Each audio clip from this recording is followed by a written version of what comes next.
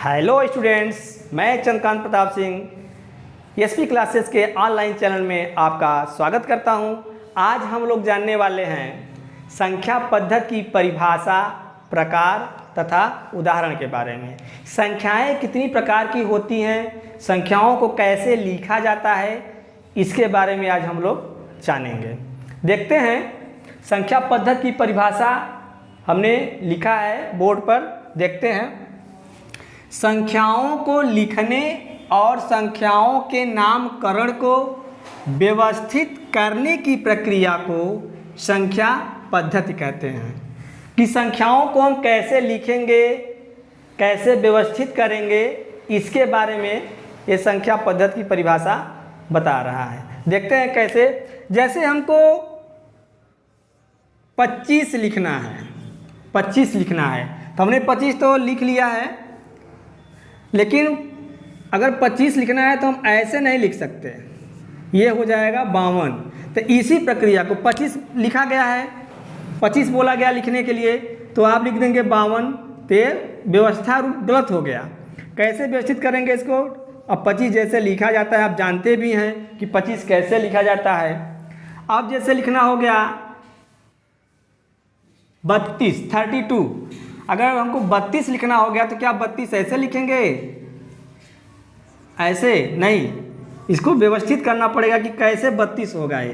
तो इसी व्यवस्थित क्रम को जो है संख्या पद्धति कहते हैं। और जैसे देख लेते हैं, जैसे कि अब हमको उसको ऐसे व्यवस्थित करना है सीरियल नंबर से 1 2 3 4 5 6, ऐसे हम व्यवस्थित करते चले जाते हैं। और जैसे 2 के अंतराल पर, 4 के अंतराल पर, 10 के अंतराल पर व्यवस्थित किया जाता है, तो ये संख्या पद्धति के अंतर्गत आता है। जैसे हमने 2 लिख दिया, 2 के बाद क्या आ गया 4, तब देखिए 2 का अंतराल हो जा रहा है।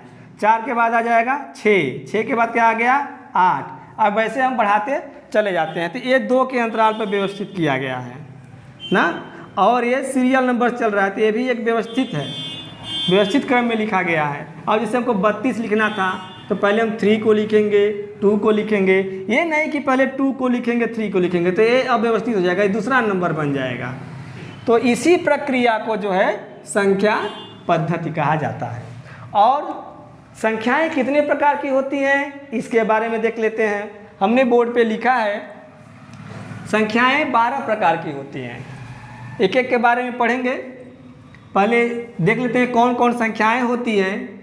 प्राकृतिक संख्या, पहला है प्राकृतिक संख्या, दूसरा सम संख्या, तीसरा विषम संख्या, चौथा पूर्णांक संख्या, पांचवा पूर्ण संख्या, छठवां भाज्य संख्या, सातवां अभाज्य संख्या, आठवां है सहअभाज्य संख्या, नौवां परिमेय संख्या, 10वां अपरिमेय संख्या, 11वां वास्तविक संख्या और 12वां है अवास्तविक संख्या। ये सब संख्याएं आगे आने वाली क्लास में आपके काम आएंगी, इसलिए इसको ध्यान से देखें, ध्यान से सुने और इसको राइट भी कर लें, लर्न कर लें, तभी ये आगे की कक्षाओं में आपके काम आ सकता है। थोड़ा सा मैं आपको समय दे दे रहा हूँ, इसको आप लिख लीजिए। आइए इन 4 संख्याओं के बारे में जानते हैं। पहला है प्राकृतिक संख्याएं। गिनती में उपयोग की जाने वाली सभी संख्याएं प्राकृतिक संख्या कहलाती हैं। जैसे 1 2 3 4 5 6 7 8 9 10, ये संख्याएं अनंत तक होती हैं, जिसको गिना नहीं जा सकता, अनंत तक होती हैं।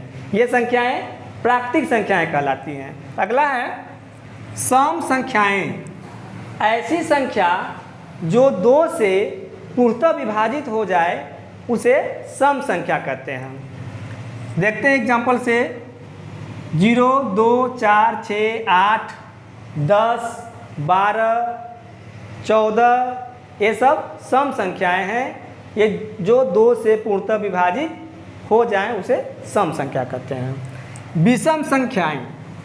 ऐसी संख्याएं जो 2 से पूर्णतः न विभाजित हो उसे विषम संख्या कहते हैं।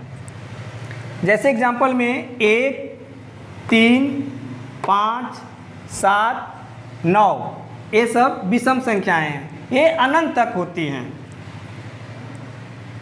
अगला है पूर्णांक संख्याएं, धनात्मक और ऋणात्मक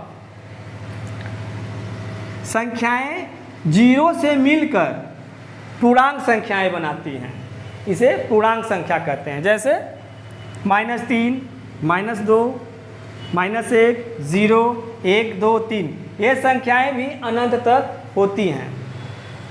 एक बार फिर से देख लेते हैं पूर्णांक संख्या की परिभाषा। धनात्मक, ऋणात्मक और जीरो से मिलकर बनने वाली संख्या पूर्णांक संख्या कहलाती है। -3 जैसे एग्जांपल दिया है, -3, -2, -1, 0, 1, 2, 3 ये सब पूर्णांक संख्याएं हैं। पूर्णांक संख्याएं अनंत तक होती हैं। आज के लेक्चर में बस इतना ही। शेष अगले वीडियो में। वीडियो पे नए हैं तो चैनल को सब्सक्राइब करें और बेल आइकन को प्रेस करें। बेल आइकन को प्रेस करके ऑल पर क्लिक करें ताकि हम जो भी वीडियो अपलोड करें आप लोग तक पहुंच जाए, ताकि अधिक से अधिक लोग जानकारी प्राप्त कर सकें। धन्यवाद।